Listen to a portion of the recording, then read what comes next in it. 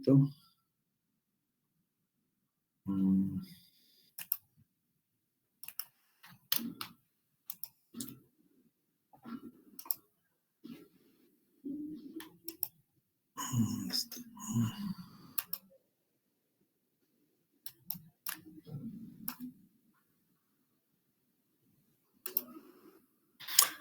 A ver, presentar.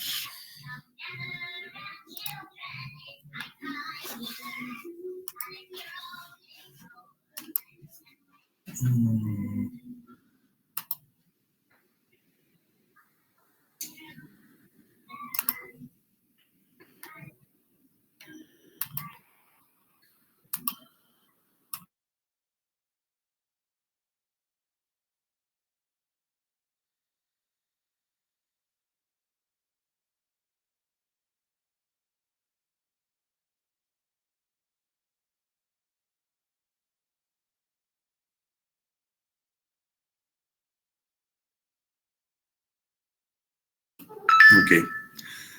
Bien, están viendo ¿Se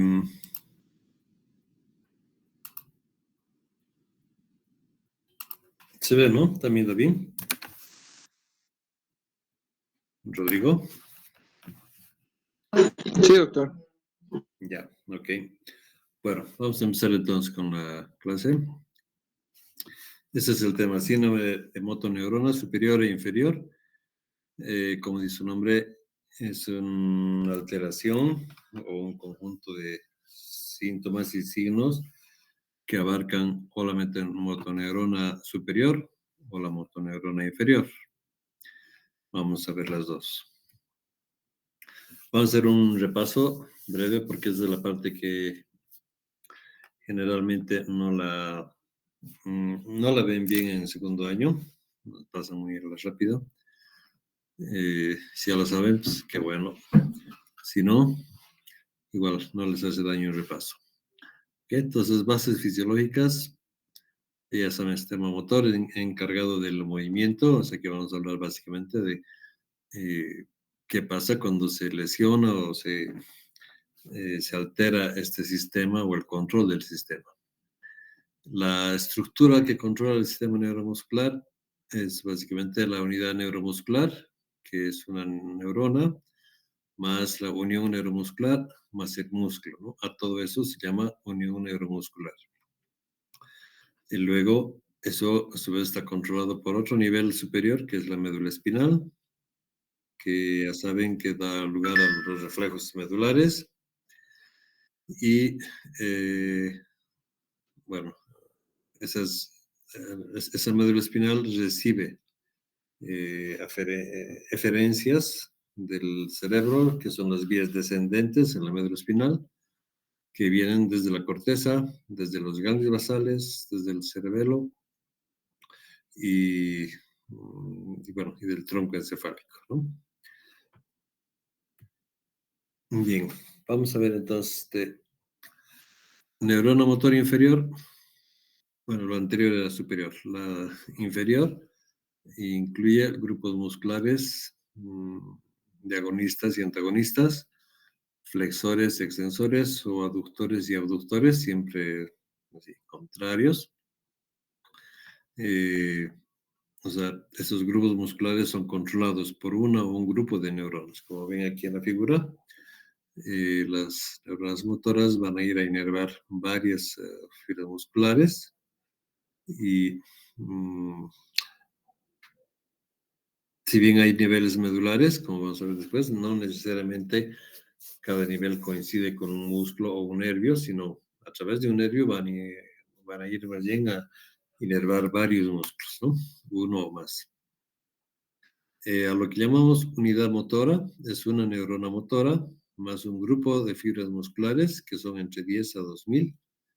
Y eso es, desde el punto de vista neurológico, esa es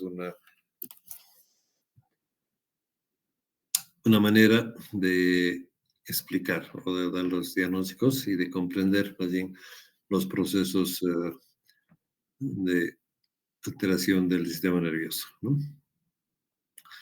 Una cosa importante que es un concepto básico, que es a mayor número de fibras musculares, menor precisión de movimiento, ¿no? Que es lo que pasa en los músculos, por ejemplo, del muslo, donde llega tal vez a la máxima proporción de una neurona que inerva a 1000 o 2000 fibras musculares, de manera que con solamente un impulso nervioso se van a contraer una buena cantidad de fibras musculares y por tanto va a dar un movimiento, si bien puede ser fuerte, pero poco controlado, digamos, o brusco.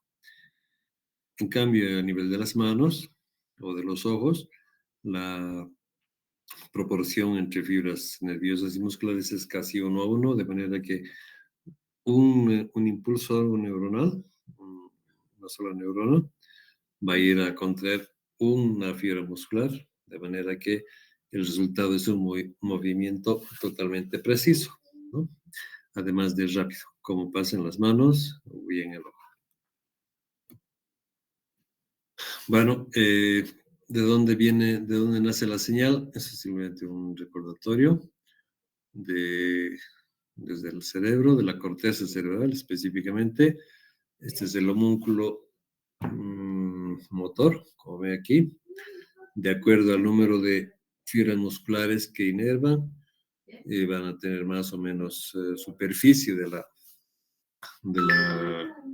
corteza, de manera que, como ven aquí en el homúnculo, tenemos, por ejemplo, la cara, una gran superficie de la corteza, la lengua igualmente, una gran superficie, eh, la mano, especialmente los dedos, tienen también gran superficie, mientras que el antebrazo, el tronco, cadera, muslos, piernas, ven, es una superficie muy pequeña, ¿no? De acuerdo a la cantidad de fibras musculares que inervan. Bueno, ese es el corte de aquí de la corteza motora, ¿no?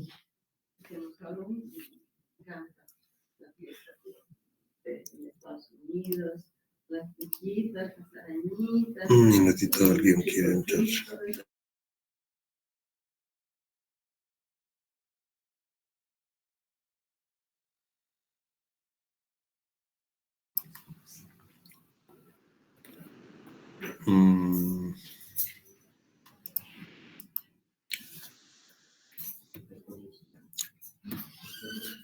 Bien, es importante para la parte patológica entender cuáles son las vías, ¿no? Y hemos visto dónde nace el impulso, que es en la corteza, y luego es importante saber las vías para poder entender por qué se mueve una parte o por qué está paralizada en otra parte. Entonces tenemos ahí los dos sistemas, en la parte motora, el sistema piramidal y extrapiramidal. Perdón, voy a admitir a alguien. Lisbeth.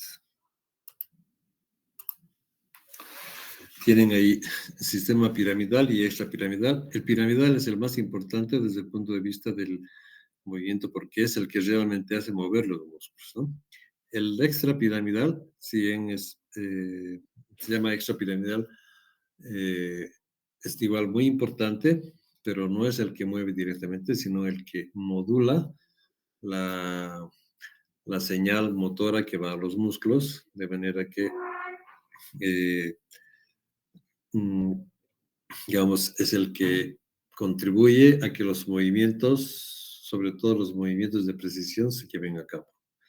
O sea, un grupo de músculos que se contraen por la acción o por la señal que llega de una neurona, tiene que, digamos, decidir, por así decir, entre comillas, decidir con qué fuerza se va a contraer, por tanto, cuántas fibras musculares se van a contraer y cuántos se van a deslizar entre ellas, ¿no? Pues ya saben, la parte muscular. Entonces, para que un movimiento sea preciso, depende mucho de qué músculos se mueven y con qué fuerza se mueve cada uno. Ese control lo lleva en gran parte el sistema extrapiramidal. ¿Okay? O sea, la base del movimiento es la parte del sistema piramidal y el extrapiramidal junto con el cerebelo dan lugar a ese movimiento, ¿no? A esa precisión de movimientos. ¿Okay? Bueno, Como ven aquí, el sistema piramidal, que está compuesto de neuronas que van desde la corteza, o sea, su soma está en la corteza, sus axones que van a formar sustancia blanca y, hablando anatómicamente, forma la cápsula interna, que es una parte muy importante en el cerebro, estructuralmente hablando. Eh, esos axones, que es por tanto sustancia blanca, van a formar esa cápsula interna. Luego, bueno, aquí está la cápsula interna, ¿no? Luego, eso van a ir a formar los haces que luego forman lo que se llama el tallo encefálico. A nivel del bulbo se entrecruza y forman las pirámides.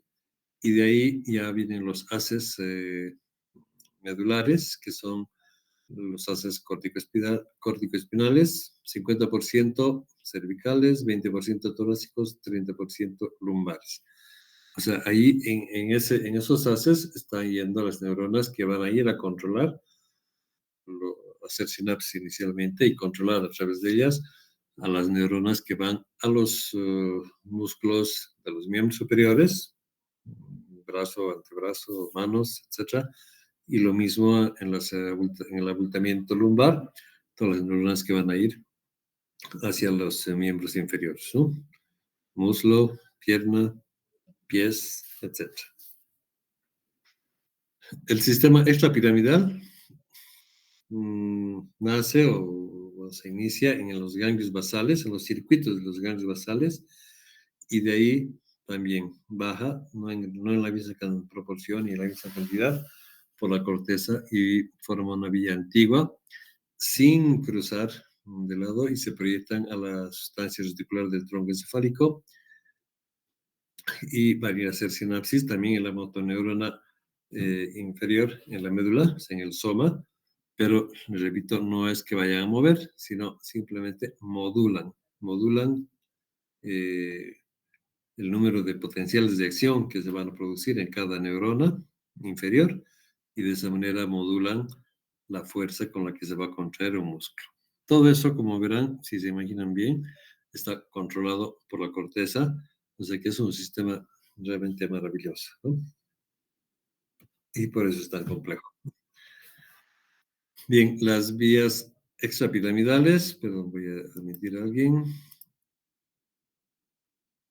Bueno, parece que ha sido admitido, no sé. Las vías extrapiramidales que están dibujadas acá constituyen principalmente dos haces, el rubro espinal que viene desde el núcleo rojo y el retículo espinal cuyas neuronas vienen de la sustancia reticular, ¿no? Esta sustancia reticular está en toda la corteza y en la médula. Como ven aquí, bueno, más o menos se pueden ver aquí el núcleo rojo, es este. Sustancia negra es como saben, es parte del circuito extrapiramidal, ganglios basales, aquí el ganglio lenticular, globos pálidos, etc. Todos estos circuitos terminan o se van a expresar tal vez aquí, van a ir a hacer sinapsis aquí al núcleo rojo y el núcleo rojo llevará sus axones, bueno, las neuronas, y sus axones hasta aquí abajo la médula a hacer sinapsis con la motoneurona inferior. ¿Ok? Bueno, ese es el circuito básico. Entonces, bueno, ese es un recuerdo simple para que se ubiquen de lo que vamos a hablar. Entonces, ahora sí vamos a hablar de lo que es la enfermedad de la neurona motora. Entonces, ¿a qué nos referimos cuando hablamos de la enfermedad de la neurona motora?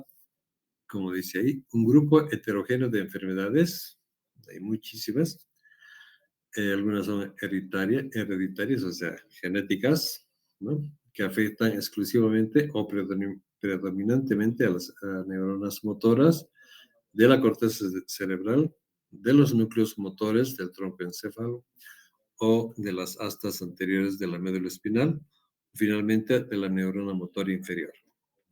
O sea, en cualquiera de esas partes, cuando se altera toda esa vía que hemos descrito, desde la corteza, tronco encefálico, médula o neurona inferior, alteración de cualquiera de esas partes de las vías y hablamos de una enfermedad de la neurona motora.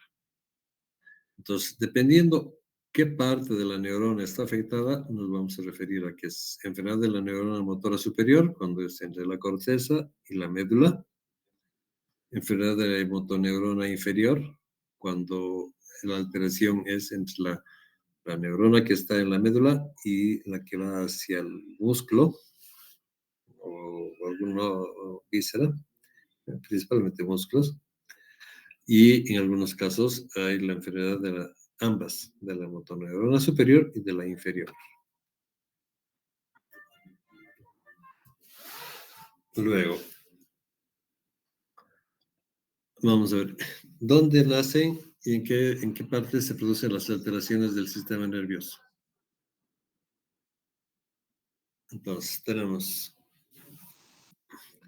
puede ser a nivel del cuerpo neuronal y puede ser alteraciones a nivel del axón. Eh, ¿Cuándo se va a dar una alteración a nivel del cuerpo neuronal? En el cuerpo neuronal lo que hay son básicamente el núcleo, mitocondrias, etcétera, toda la parte, mm, digamos, la más importante de la célula que tiene la información. Entonces, puede producirse ahí la lesión y si ustedes, como ya saben, perdón, alguien quiere entrar.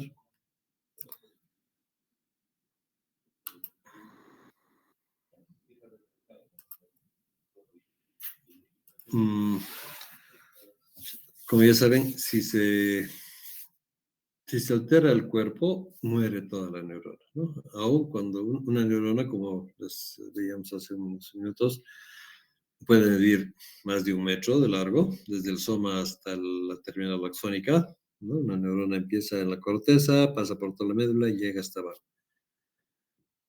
Si se lesiona el soma, que es la parte más importante y de donde dirige todo el metabolismo neuronal, si esa parte se lesiona, pues se lesiona prácticamente toda la neurona, ¿no? Entonces, aun cuando tenga el axón intacto y no haya pasado nada ahí hasta la terminal axónica, la lesión de la del soma ya va a decretar la muerte de esa neurona.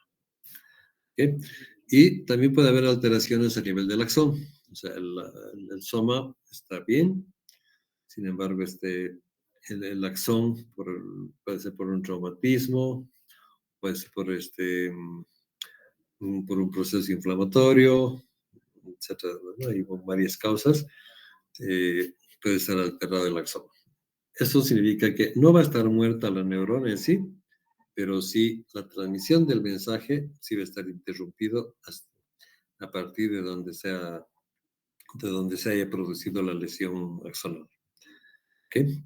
Entonces, algunos ejemplos de alteración del cuerpo neuronal, la más común es el de la poliomielitis, es el virus de la poliomielitis que por suerte ya está erradicada, que, bueno, anteriormente producía las parálisis porque ataca justamente al soma, ¿no? Ahí es donde se deposita el virus de la poliomielitis y destruye a la neurona a partir del soma. Entonces, todas las neuronas, toda la neurona queda destruida, ¿no? Es un ejemplo. Y alteraciones del axón, bueno, cualquier traumatismo, un accidente o una ablación de las raíces cervicales o lumbares en accidentes es lo más común. O que en la parte más metabólica puede ser una alteración del axón por la diabetes, ¿no? Una neuropatía diabética, por ejemplo. Esas alteraciones neuronales, entonces, cuando hay alteraciones del cuerpo neuronal, se produce una atrofia, como decía, una necrosis, la muerte de la neurona, la cromatolisis se llama así, ¿no? Se altera la axón, o alteraciones citoplasmáticas, donde se forman ovillos neurofibrilares y otras alteraciones. Eso es lo que se da a nivel del cuerpo neuronal.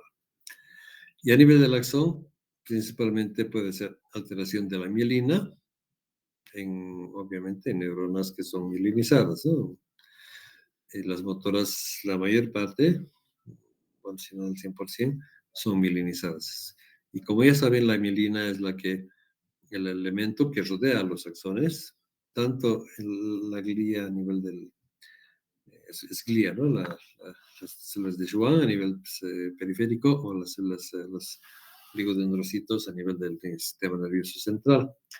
Entonces, puede afectarse la mielina, que como saben, si son células, también puede estar afectado, tiene su núcleo, tiene su ADN, etcétera, son células igual, puede estar afectadas y en un momento alterar su metabolismo y, bueno, destruirse la mielina, ¿no? Por muerte celular de las células que generan la mielina. Tanto sea célula de Schwann en la periferia o oligodendrocito en el nivel central. Entonces, una alteración de la mielina, aun cuando el axón esté intacto, va a impedir la conducción de la señal. Luego puede darse también degeneración por sección. Una vez que se secciona el axón, a partir de donde se ha seccionado, pierde contacto con el soma. Y al perder contacto con el soma, pierde un montón de, bueno, toda la información y todos los procesos que mantienen viva la célula. Entonces, a partir de la sección, de ahí hasta la terminal axónica, ese axón se va a degenerar, ¿no? Que en realidad es la degeneración secundaria a lesión del cuerpo neuronal. Eso sucede lo mismo, degeneración, pero no a partir de donde se ha seccionado, sino a partir del soma, que vendría a ser el mismo proceso, solamente que más arriba. ¿Ok? Luego, también pueden haber alteraciones de la glía. Como decía, hay alteraciones de las células de Schwann o de los oligodendrocitos, ¿no? Alteraciones de la mielina. Puede haber alteración de los astrocitos. Lo más común es un astrocitoma. Realmente son degeneraciones bueno, cancerosas. O alteración de la microglia, ¿no? Esas sí son otro tipo de enfermedades neurológicas, son más complejas, que no las vamos a hacer. Ahora, la parte motora. Bueno, ¿cuál es la etiología y cómo se clasifican las alteraciones del sistema nervioso de la neurona motora? Entonces, dependiendo de la ubicación de la lesión, primero, si es en la motoneurona superior, ¿no? Si es en la vía piramidal, luego si es en la segunda motora, o sea que la motoneurona medular, ¿no? La segunda, o sea, en inferior, o puede ser una alteración a nivel de los nervios periféricos, puede ser también en la placa neuromuscular o finalmente en la fibra muscular. En cualquiera de estas partes cualquiera de esas partes que esté afectada, va a tener como consecuencia la alteración del movimiento, ¿no? O sea, finalmente lo que no va a poderse ver es la acción del efector, que es el músculo. ¿Ok? Bueno, entonces se puede ubicar en cualquiera de estas lesiones. Esto es bien importante que lo tengan claro en el momento de hacer diagnósticos neurológicos, ¿no? En esta parte del movimiento. Entonces puede ser a nivel de la motoneurona superior, que puede ser en el cuerpo o en la vía, ¿no? O sea, en el axón, o vía piramidal, sería. Puede ser a nivel de la segunda motoneurona, que puede ser igual a nivel del cuerpo, del soma, o a nivel de los axones, que vendrían a ser los nervios periféricos, en los axones. Puede ser alteración en la placa neuromuscular, ¿no?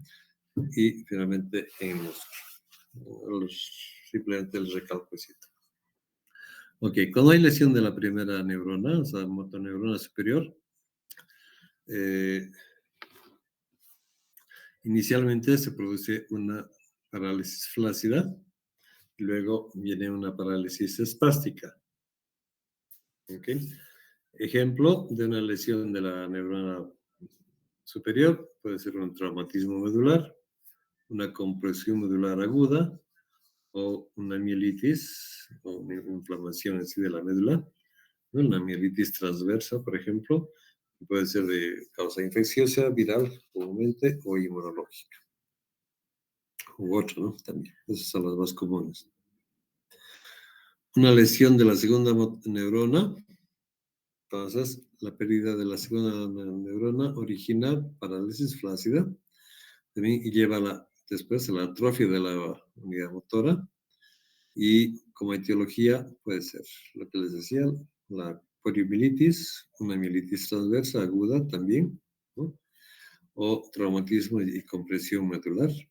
Eso cuando afecta, bueno, una mielitis transversa puede afectar tanto al axón de la motoneurona superior como al soma de la motoneurona inferior. Entonces, bueno, donde se va a expresar más es por lo que vamos a poder ver más es si hay lesión. Más bien, lo que más vamos a poder ver es la lesión de la motoneurona inferior, ¿no? Con la análisis flácido. Luego, cuando hay una lesión de la segunda neurona, o sea, a nivel del axón, a esas las conocemos como neuropatía periférica, ¿no? Puede ser una neuropatía de pares craneales o puede ser de pares raquídeos. O sea, si está afectado desde la raíz, desde donde está saliendo el axón, en forma de tejido, de red, que son los plexos, ¿no? Las raíces y los plexos, principalmente el plexo cervicobraquial y el plexo lumbosacro, ahí están principalmente la mayor parte de las neuronas.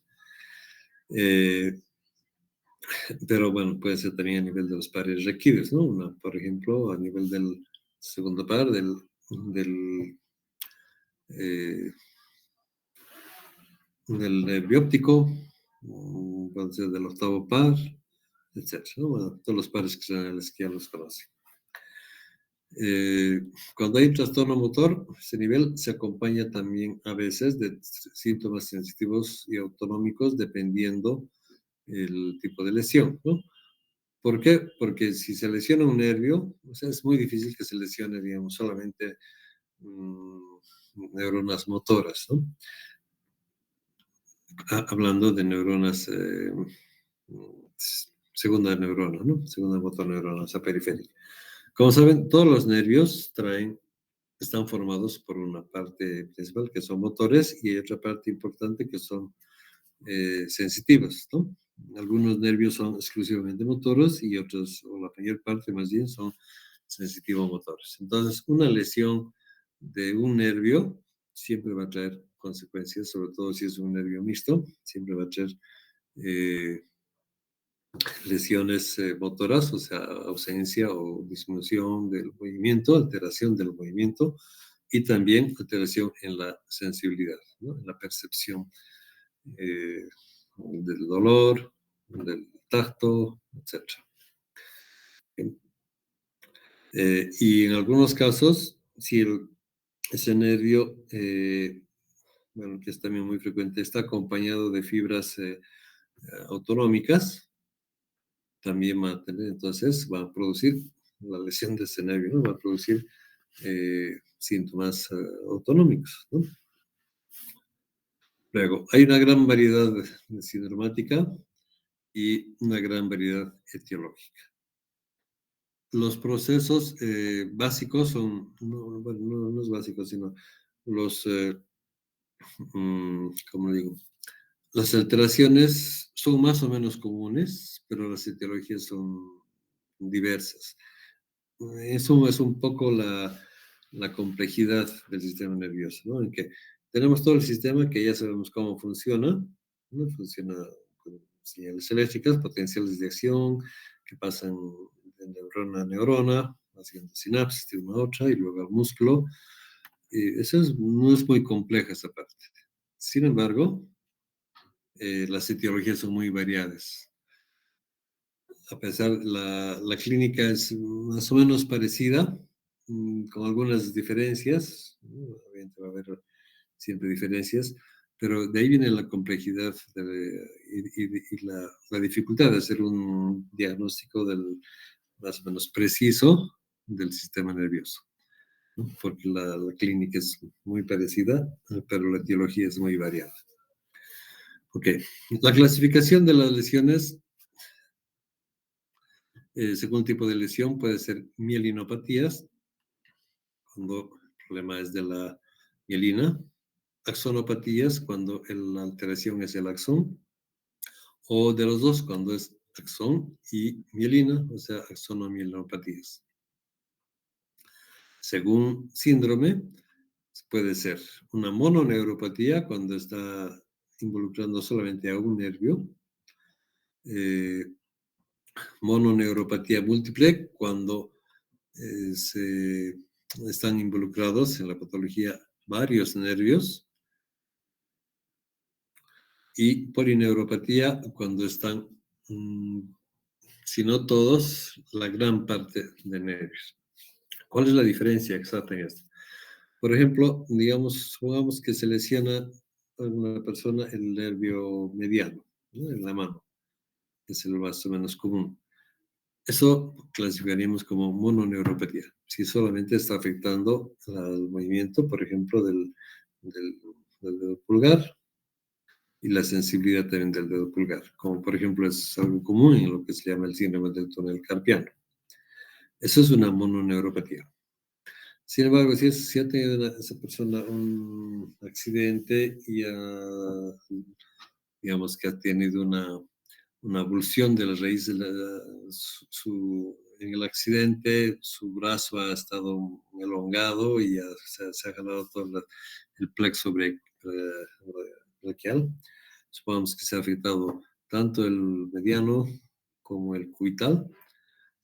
Entonces, o le metemos incluso el radial, 3 nervios de una mano porque ha sido una jalada así.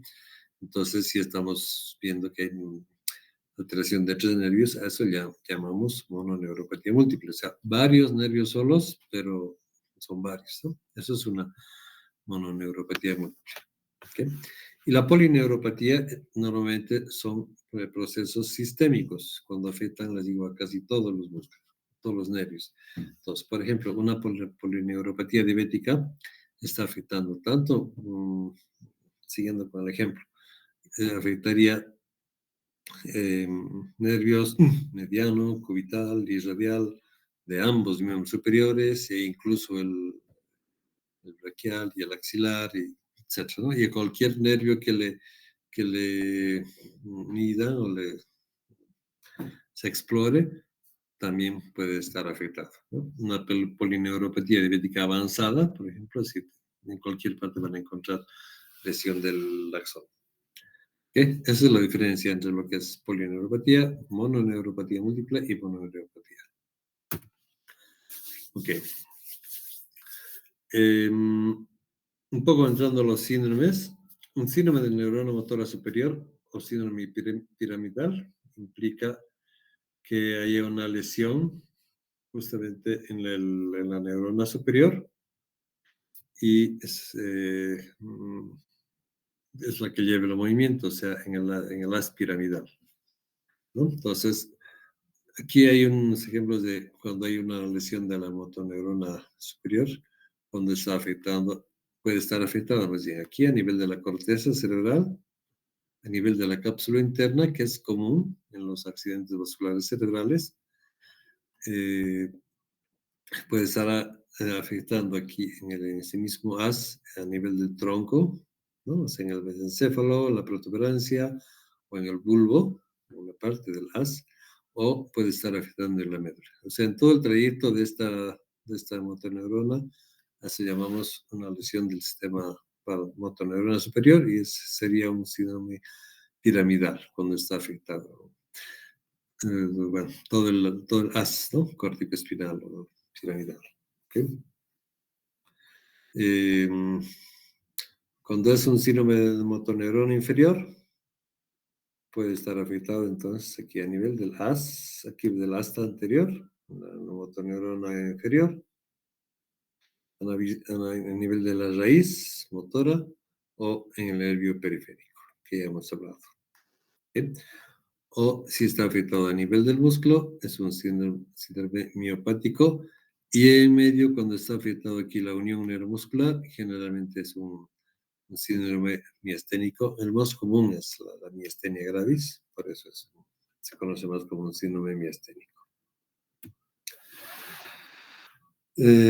Bueno, eso ya es lo mismo. Las causas de una alteración del sistema, la alteración del piramidal, de la piramidal, Puede ser un infarto, es decir, que por un pequeño émbolo se produce una isquemia severa en alguna parte de toda la vía, y eso es un infarto. No es un infarto al miocardio, es un infarto, puede ser cerebral o medular, ¿no?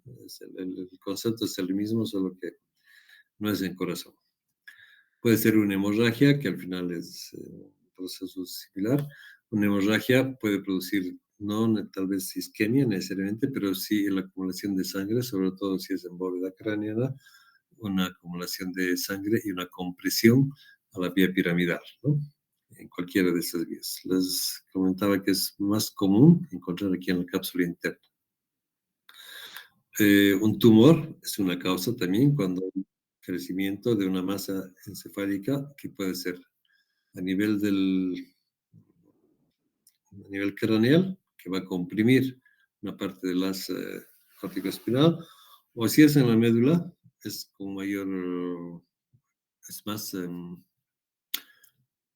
digamos, la médula es más lábil en ese sentido, porque es cerrado. El cráneo tiene, ustedes saben, los huesos, entonces es una bóveda y el volumen está definido y la presencia de una masa que crece ahí es fácilmente que va a comprimir, ¿no? Las neuronas, etcétera, más piramidal.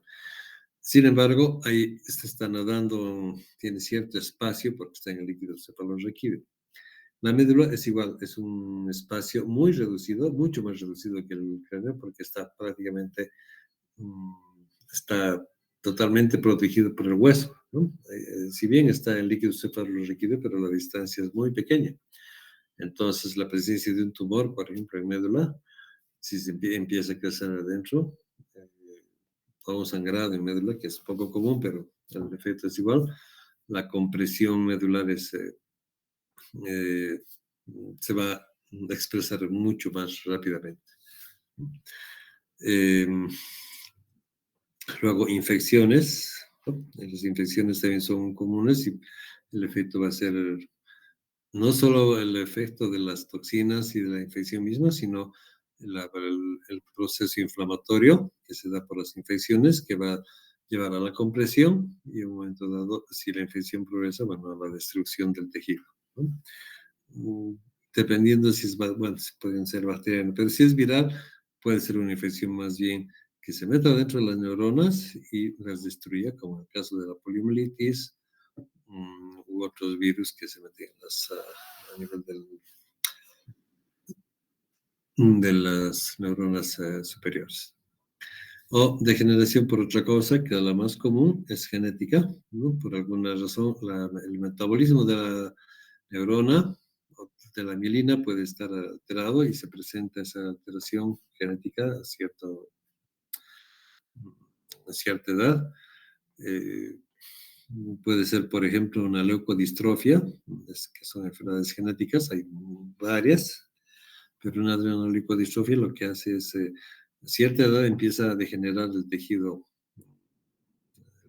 la sustancia blanca, justamente la mielina, ¿no? Por eso es la adrenoleucodistrofia o la leucodistrofia misma, consiste en una degeneración del tejido blanco, o sea, sustancia blanca, o sea, de la mielina, y obviamente deja de transmitirse toda la señal, ¿no? Otra común es la que no es degeneración de la mielina, sino degeneración del axón, que es la esclerosis lateral, ¿no? La esclerosis múltiple es otra que vamos a ver en un ratito, que es también degeneración de la mielina. Algunas características clínicas, cuando el síndrome motoneurona superior es agudo, los síntomas son consecuencia de la disfunción de la neurona motora superior. O sea, el control inicial está perdido. Entonces, ¿qué es lo que hay? Parálisis, paresiaplegia, dependiendo, que es flácida, hiporreflexia, inicialmente, tono muscular disminuido, reflejos cutáneos disminuidos y no hay a nivel de las extremidades o músculos ni fibrilaciones ni fasciculaciones. Esto es cuando es agudo, ¿no? Este síndrome luego pasa a ser, posteriormente va a ser crónico. Y bueno, van a cambiar algunas cosas, excepto la parálisis.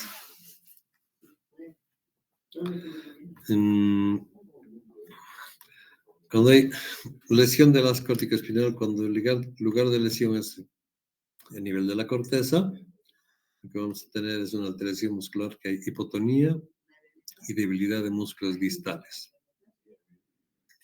A nivel de la corteza premotora, cuando hay una lesión a ese nivel, en área 6, vamos a tener debilidad, espasticidad y aumento de reflejos. Cuando hay alteración en la corteza motora complementaria, va a haber un reflejo de prevención involuntario. Si hay resección de áreas 4 o 6 y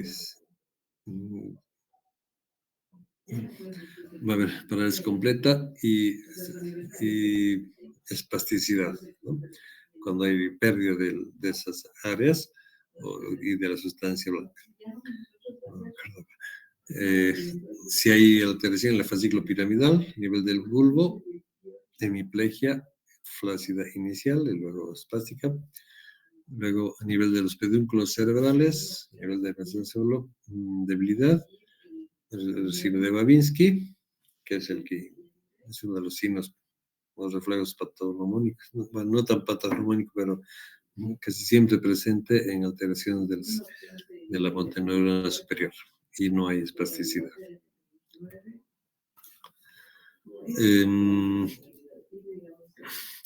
Dependiendo donde haya la lesión, también va a haber diferentes alteraciones, bueno, diferentes expresiones más bien, ¿no? Siempre hay trastornos del tono muscular, eso sí. Paresia y parálisis, cuando hay lesión por arriba de las pirámides, la parálisis es contralateral. Cuando hay lesión arriba del C5, afecta a miembros superiores, y lesión arriba de lumbar 1, afecta a miembros inferiores, ¿no? Aquí, como ven, el córtico espinal puede estar afectado aquí, lumbar, puede estar aquí, cervical, puede estar afectado aquí a nivel del encéfalo, cápsula interna o corteza. Y según eso, como ven, según cómo van las conexiones, van a estar expresadas de diferente manera, ¿no? Algunas características comunes de las lesiones de la corteza espinal: siempre afecta a grupos musculares, nunca músculos individuales. Por eso les va a permitir hacer un diagnóstico diferencial entre una mononeuropatía de una lesión superior, ¿no? Si hay movimiento, se preservan relaciones agonistas, antagonistas, sinergistas y ligadores. Es decir, que puede haber debilidad, sí, pero si se encuentra el movimiento, se le dirán, mueva y va a mover más o menos normalmente, ¿no? Por ejemplo, si fuera solamente un nervio que está afectando solamente a los extensores, va a tener caída la mano, digamos, y entonces no va a poder flexionar, pero no va a extender. Pero cuando es arriba, el córtico espinal, los movimientos si es que hay movimiento, se mantiene extensión y flexión serían presentes. Cuando hay lesión del córtico espinal, las parálisis nunca abarcan todos los músculos de un lado del cuerpo, ¿no? Siempre son parcialmente. Puede ser muy extendida, pero nunca totalmente. Cuando la lesión es por arriba del núcleo del facial, o sea, arriba de la protuberancia, se afectan más músculos del brazo y mano y menos los del miembro inferior, ¿no? Entonces estamos hablando de cuando hay lesión del córtico espinal, ¿no? Y lo mismo, bueno, si hay arriba del núcleo, arriba del puente, entonces van a estar afectados músculos del brazo, mano y muy poco los de miembros inferiores. Músculos de la lengua y parte baja de la cara, también. Eso es lo que se llama como la ley de Bradford. Bueno, y algunas características clínicas cuando es crónico, el síndrome de motoneurona superior. Los síntomas son consecuencia de la liberación. O sea, si está lesionado el córtico espinal, obviamente se va a perder la conexión con la sinapsis que tiene en la neurona inferior. Pero la neurona inferior está intacta, no le ha pasado nada, simplemente perdió la sinapsis y eso llamamos la liberación. Entonces puede haber parálisis, o sea, paraplegia espástica inicialmente. Luego, hiperreflexia, eso es común en los síndrome de motoneurona superior, tono muscular aumentado, reflejos cutáneos disminuidos, aparición de reflejos patológicos, y aquí sí aparece el Babinski, que es más o menos característico de todas las lesiones de motoneurona superior, sincinesias y clonos, ¿no? No, no confundan temblor, los clonos son contracciones recurrentes pero grandes de grupos musculares. Sincinesia, la discapacidad o dificultad de movimiento, ¿no? A nivel de los, si observamos los músculos específicamente, no hay fibrilaciones ni fasciculaciones tampoco, y en el tiempo se produce atrofia por desuso, o sea, quieren ver enflaquecimiento severo, ¿no? Pérdida de masa muscular importante. Algunas características de la espasticidad siempre afectan ciertos músculos musculares, generalmente los antigravitatorios, flexores de los brazos y extensores de la pierna. Esos son los antigravitatorios.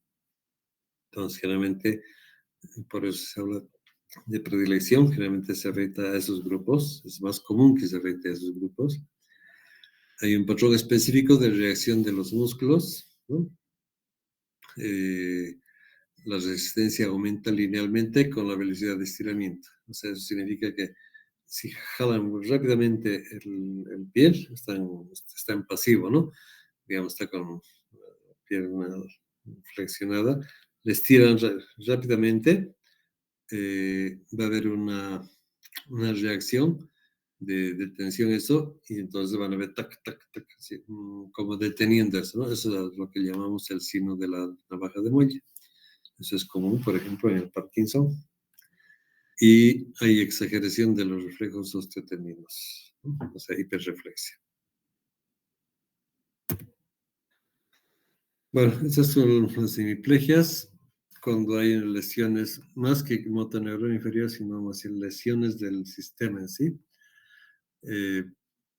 Entonces, hemiplegia puede ser de origen cortical, subcortical, talámica, pirámide extrapiramidales, ¿no?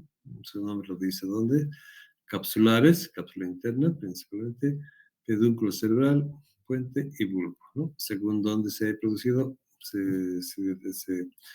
hará el diagnóstico dándole esa característica. Bueno, y el otro hace el córtico nuclear.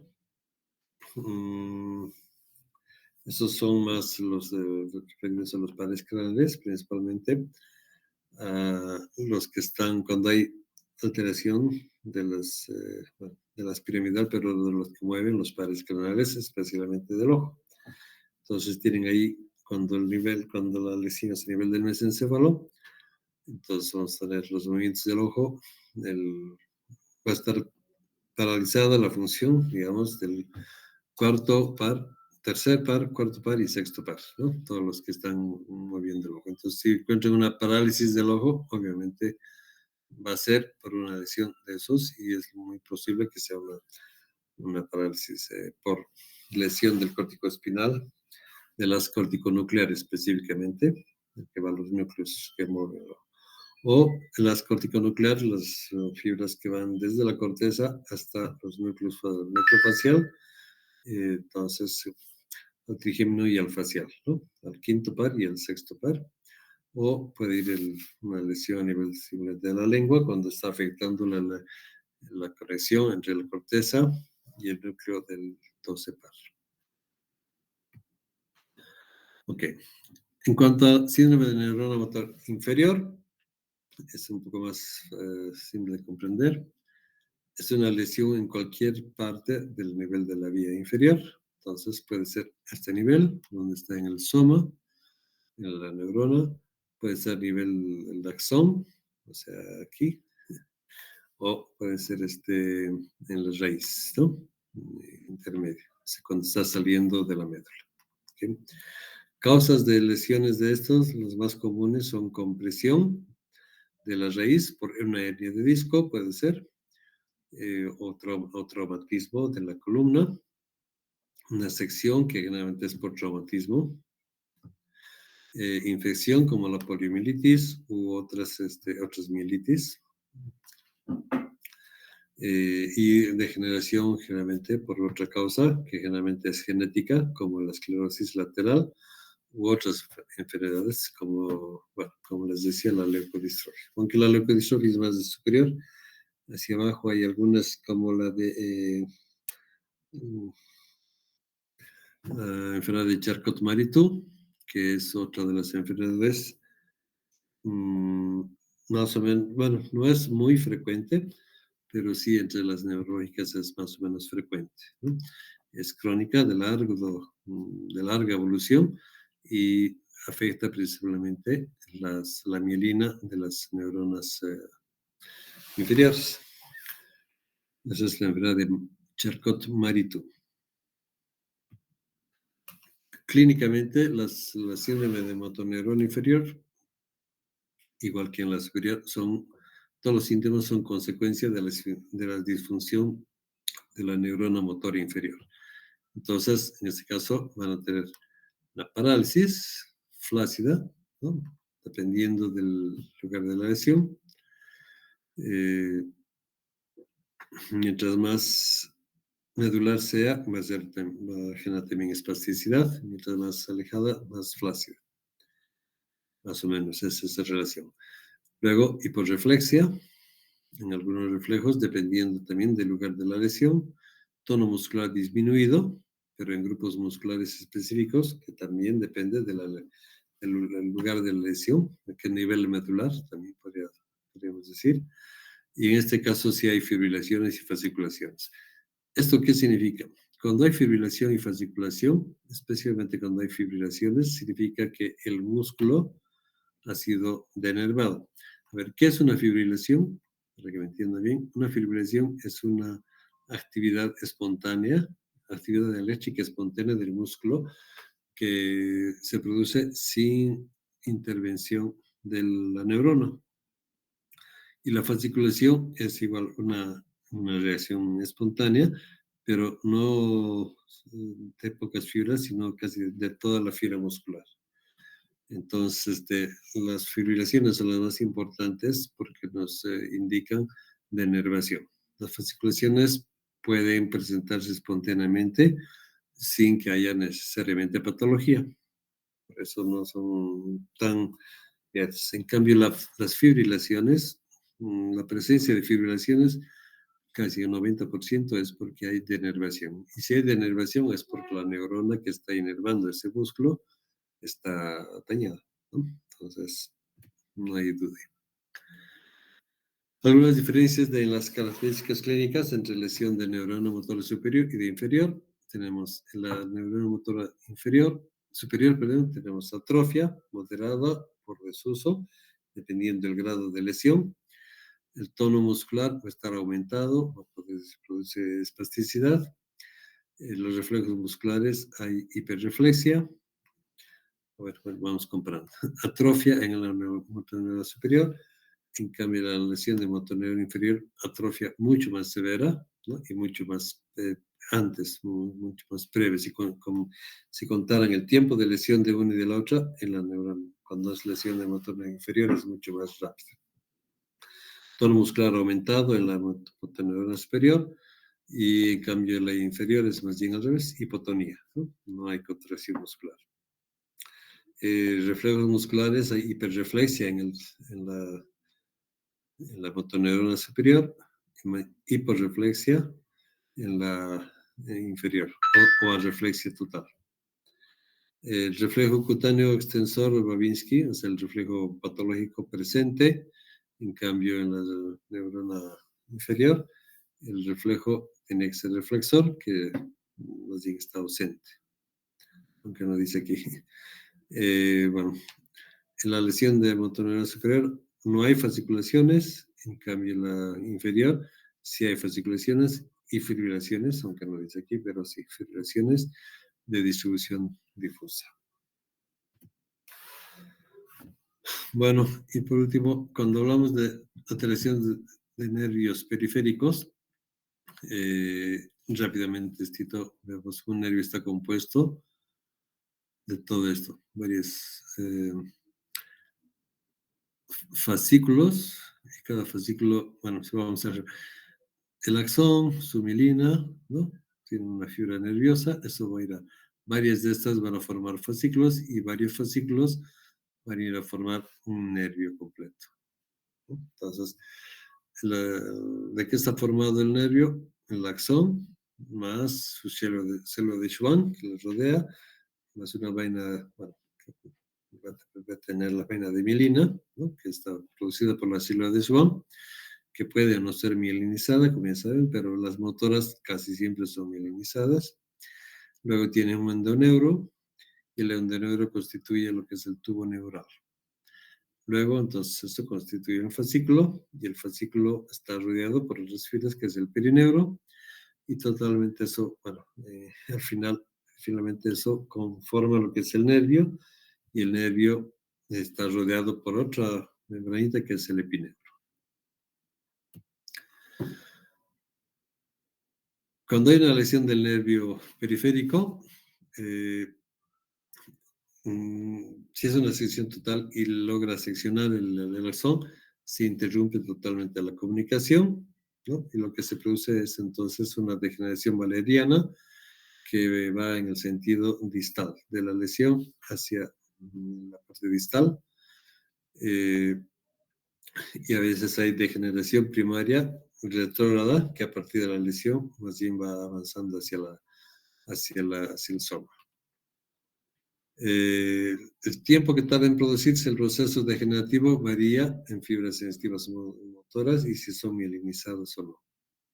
Eso va a depender mucho incluso del grosor, ¿no? Las más pequeñas se degeneran más rápidamente. Ok, entonces, pero cuando no se pierde el soma, esos nervios tienen la capacidad de regenerarse, ¿no? Especialmente si la lesión ha sido solamente en la mielina. Entonces, una vez que el nervio se lesiona, 3 a 4 semanas después, si está el tubo neural completo, va a empezar la regeneración. Entonces, inicialmente aparece en el sitio de la lesión, el tubo neural está ocupado por células de Schwann, y luego van a aparecer unos pequeños nudos, que son los brotes del muñón axonal, y que van a ir progresando día a día, ¿no? Aumentando, siguiendo unas señales nerviosas que, bueno, no es el momento de hablar. Pero sí es importante esto. Más o menos el tiempo de la velocidad con la que se regenera un nervio es aproximadamente 1 milímetro por día. Entonces, cuando tiene una lesión digamos, de un nervio a nivel por decirles, de la pierna o el tibial, y se ha lesionado y es una persona que mide en esa parte de la pierna unos 40 centímetros, entonces calculen más o menos cuánto tiempo va a tardar. Este 1 milímetro al día es la velocidad máxima, a la máxima velocidad a la que puede regenerarse. A veces se regenera medio milímetro o a veces ni siquiera regenera, ¿no? Depende, hay muchas condiciones, pero se calcula que más o menos el proceso es ese, la regeneración es así. Aquí al lado tienen el proceso, fíjense, esta es una neurona normal, inervando el músculo, se lesiona este nivel, a partir de aquí se degenera, o sea que esto vendría a ser el axón y la mielina degenerada, y luego va a regenerar, bueno, no, perdón, esta es una regeneración más superior y se da también. En este caso, puede llegar a unirse y otra vez contactar al músculo, pero en este caso regenera, ya no llega al músculo y se produce la atrofia, ¿no? Dependiendo de dónde sea la lesión. ¿Okay? Justamente dependiendo de dónde sea la lesión, lo que va a determinar es si eh, si se interrumpe el tubo neural, ¿no? En este caso no se interrumpe el neural, entonces puede regenerar. En este caso sí se interrumpe el tubo neural, entonces la neurona regenera, pero ya no hace contacto, ¿no? Em, Entonces, bueno, cuando se interrumpe el tubo neural, los brotes se pierden y progresan a la deriva y se produce una neurona. ¿Por qué es importante el tubo neural? Porque es el que va a ir produciendo algunas sustancias que van marcando el camino de la regeneración. La clasificación de la lesión, como ven aquí arriba en este cuadro, es más o menos así. Eso es normal, tiene aquí todas las estructuras del nervio, ¿no? Epineuro, perineuro, endoneuro, vaina de mielina y axón. Obviamente eso es de un solo nervio, de una sola neurona, pero eso incluye muchos, ¿no? Entonces, de primer grado es cuando se lesiona, eh, bueno, casi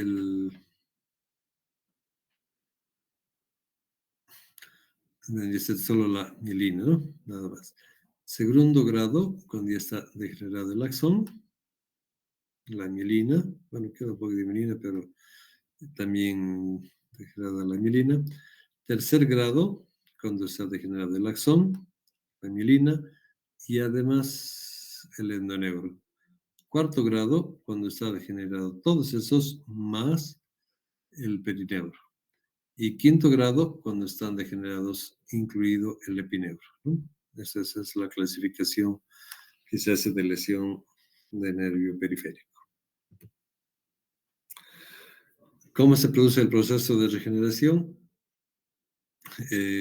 Dependiendo la lesión, bueno, puede ser traumático, mecánicas, térmicas, químicas, post-inyecciones, que es bastante común. eh, Puede ser una etiología inflamatoria, isquémica, tumoral, ¿no? Por ejemplo, neurofibroma, schwannoma, neofibrosarcoma, etc. Eh, bueno, por aquí hay un ejemplo. Una luxación de hombro puede jalar el nervio, que vendría a ser el axilar principalmente, que está aquí en el deltoides, y tendríamos una traumática, ¿no? En este caso sería traumática mecánica. Generalmente se habla de que se dice 21% de las fracturas o luxaciones están asociadas a una lesión neurológica, y esto es, bueno, simplemente para que conozcan.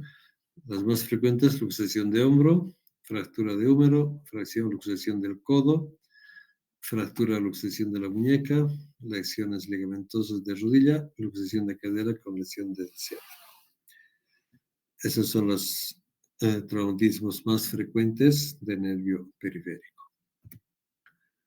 El proceso de regeneración, como decía, bueno, es más o menos así. Se secciona el axón, se degenera la mielina y el axón.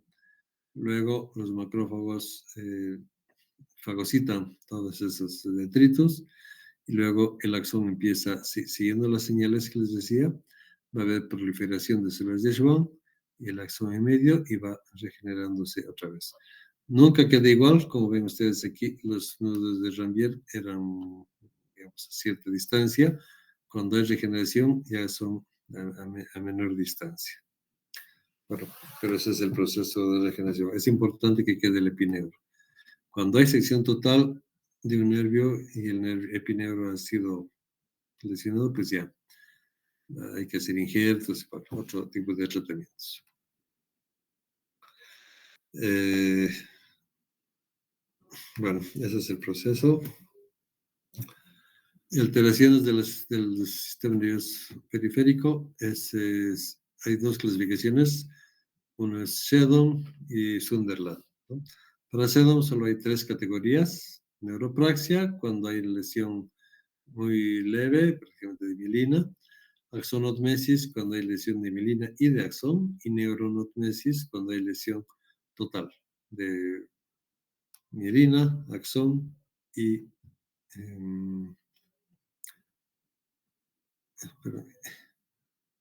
sí, cuando hay de los dos, mielina y axón, ¿no? De nuevo, neuropraxia solo de mielina; axonomesis, lesión de mielina, bueno, más bien de axón; Ahí estoy confundiendo. Y neuromesis cuando hay axón y mielina. O sea, puede haber lesión axonal sin haber lesionado la mielina, ¿no? Okay. En la categoría de Sunderland son los 5 grados, son los mismos, solo que él aumenta 2 grados más, ¿no? De acuerdo a lo que veíamos en la anterior diapositiva, si está afectado el endoneuro, el perineuro o el epineuro. Entonces, según Sunderland, neuropraxia es un daño en la mielina, cuando está dañada la mielina, pero el axón está indemne. Axonomesis, cuando el axón está dañado junto con la mielina, y el epineuro indemne, y neuroanatmesis, cuando se lesiona totalmente el nervio, ¿no? Cuando hay esto, les decía, es un mal pronóstico, es muy difícil que crezca otra vez, y hay que hacer un injerto o reparar el nervio de otra manera. Si hay degeneración valeriana, es muy difícil. Bueno, esta es la misma clasificación de Sutherland, grado 1, grado 2, grado 3, grado 5, y para Sedon estos tres, neuropraxia, axonomesis y neuroanatmesis. Bueno, así ya les he explicado. Y la sintomatología, déficit motor, grado 1, grado 2, en todos los grados hay déficit total. Déficit sensitivo, esto ya hablamos del nervio periférico, no solo de motoneurona inferior, ¿no? Del nervio completo. Eso lo hemos incluido porque tal vez no lo vuelvan a ver. Déficit sensitivo, mínimo nulo, y grado 2, total, grado 5, total. Cuando es grado, perdón, cuando hay déficit vegetativo incluido, grado 1 es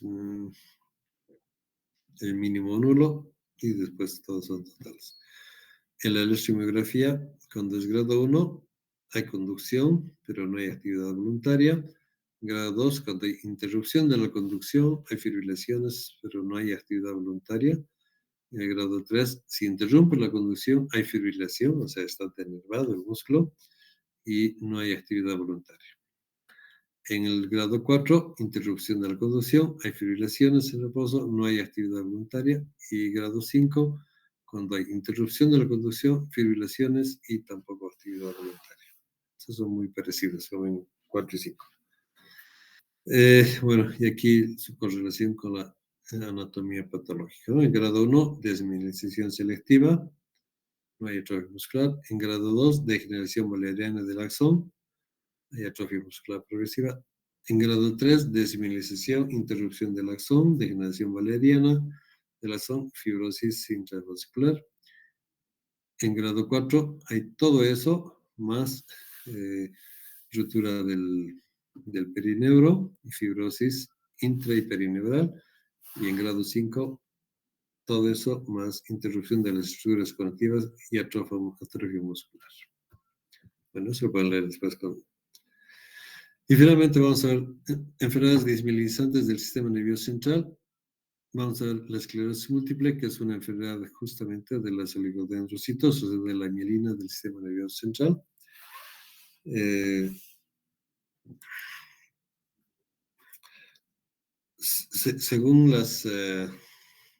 Según curso clínico, estas enfermedades desmielinizantes pueden ser monofásicas o polifásicas cuando son en brotes, ¿no? Brotes significa que aparecen cierto tiempo y otro tiempo y a veces cada vez más seguidos.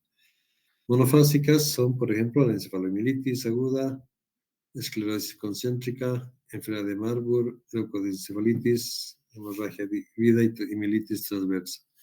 Polifásicas, esclerosis múltiple, neuromielitis óptica, esclerosis múltiple óptico-espinal, etc.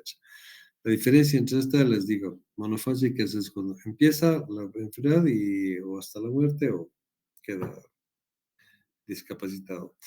Y la polifásica es cuando tiene brotes. Empieza un tiempo no se cura, pero digamos se detiene la evolución de la enfermedad y después otro brote, un poquito más y así. Va pasando poco a poco, cada vez más degenerando un poco más. La esclerosis múltiple es una enfermedad desmielinizante, afecta a vías motoras y sensitivas, pero solamente el sistema nervioso central, ¿no?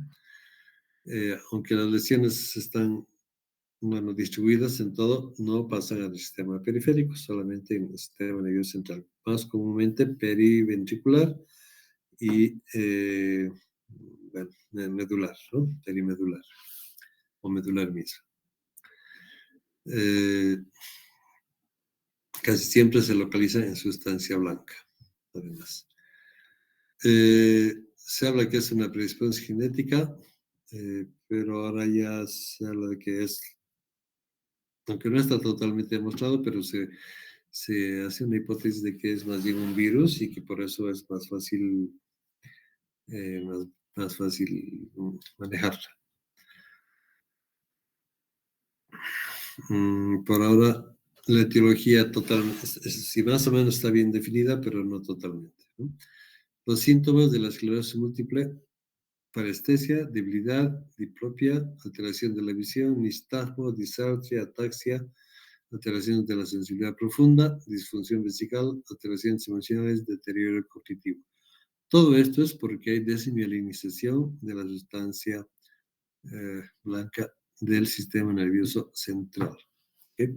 Esta es esclerosis múltiple o esclerosis en placas. No es la misma que la esclerosis lateral. ¿Ok?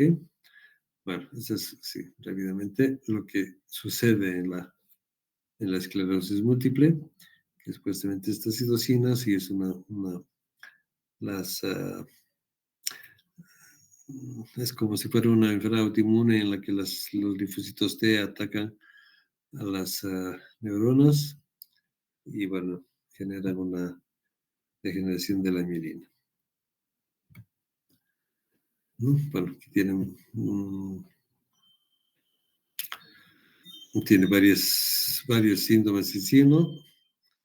Motores, sensoriales, en vejiga, intestino, sexuales, visuales, afectivo-cognitivos y fatiga, ¿no? Esos son los síntomas en general, después lo van a revisar. El diagnóstico se hace mediante la demostración de la lesión de la sustancia blanca, o sea, de la mielina, que puede ocurrir en varias áreas, por eso se llaman placas. Puede aparecer en diferentes tiempos. A veces no hay evidencia clínica objetiva, pero sino pequeños brotes así, pequeñas alteraciones. Uno de los síntomas más comunes y es, bueno, muy severo, tal vez es el dolor. A veces aparece dolor muy fuerte y no hay una explicación y es muy difícil de tratar. El diagnóstico se hace con estudios de resonancia magnética o tomografía, donde se evidencian lesiones, las placas que están a nivel del sistema nervioso central. Y la otra, esclerosis lateral amiotrófica, que es una degeneración del sistema del neurona motora superior e inferior, ambas. Y ahí no es problema de la mielina, sino del axón. Pero al desaparecer el axón por la degeneración, se produce también una clínica más o menos parecida en la que no hay movimiento y también hay muchas alteraciones del sistema nervioso central, ¿no? Es también neurodegenerativa, progresiva, afecta todas las neuronas. No está conocida la etiología, tampoco hay una evidencia de que sea genética. Se habla de que posiblemente sea por una excitoxicidad por glutamato, por un estrés oxidativo y aumento de la formación de radicales libres, alteración del transporte axónico o activación de procesos por apoptosis. Los síntomas son tanto de motoneurona superior como de motoneurona inferior. Principalmente son debilidad, atrofia muscular progresiva, calambres severos musculares y fasciculaciones, ¿no?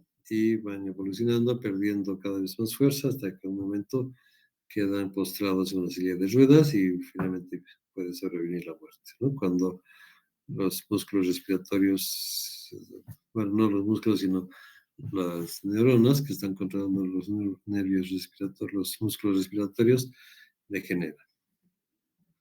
Eh, Característicamente no tiene alteraciones mentales, sensitivas, sensoriales ni esfinterianas. Es casi mm, más o menos exclusiva, digamos, del sistema motor.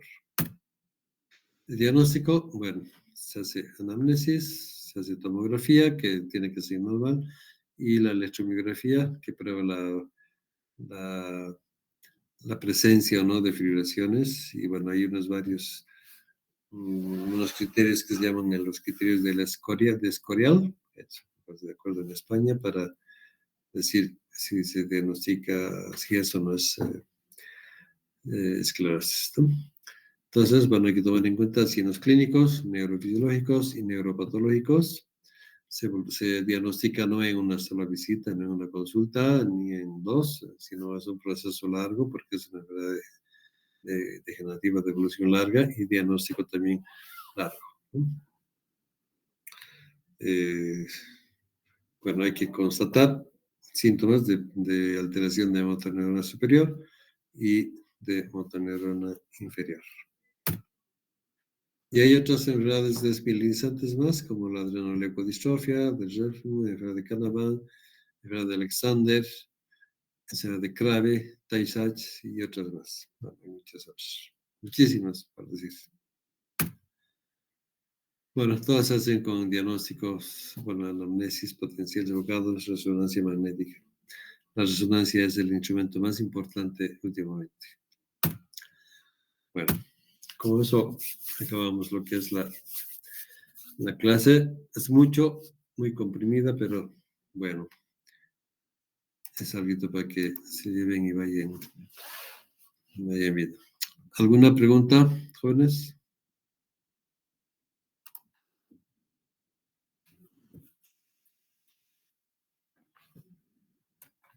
¿Nada? Todo se ha vuelto fantasmas. ¿Están ahí o ya no están? Sí, doctor. Ah, bueno, yo digo como siempre, lo único. Bueno, si no hay preguntas, con eso acabamos la parte de sistema nervioso. Doctor, ¿la esclerosis amiotrófica eh, tiene cura? No, ninguno. Hay un medicamento que es el Riluzol que dicen que retrasa un poco el proceso, pero cura no hay. No existe. Gracias, doctor. En general, ninguna de las neurodegenerativas tiene cura, ¿no? Ni las leucodistrofias que son más o menos parecidas. Ok. Bueno, no hay más. Entonces, nos vemos entonces ya con lo que tenga que ver en la práctica y con eso concluimos.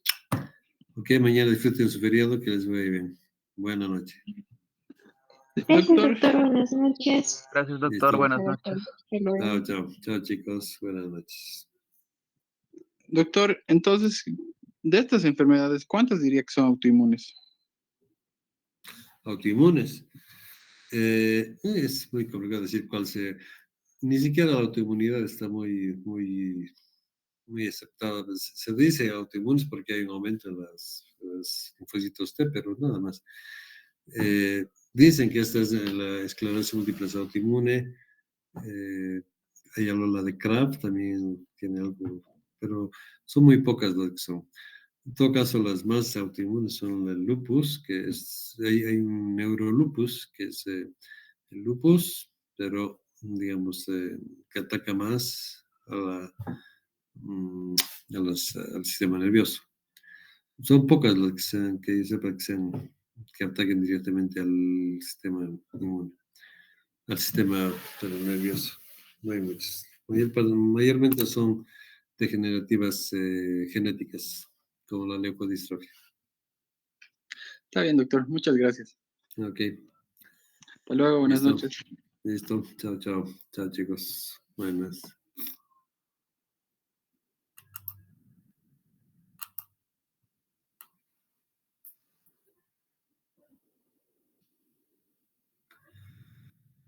Él es el fantasma de Stephanie.